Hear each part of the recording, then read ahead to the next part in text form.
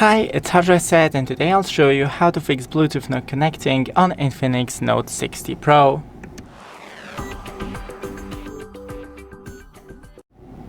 So first scroll from the top and hit onto Bluetooth and then more settings.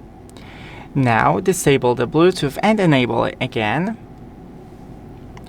After that, click the gear icon next to your Bluetooth device and unpair and unpair. Wait a couple of seconds and try pairing once again.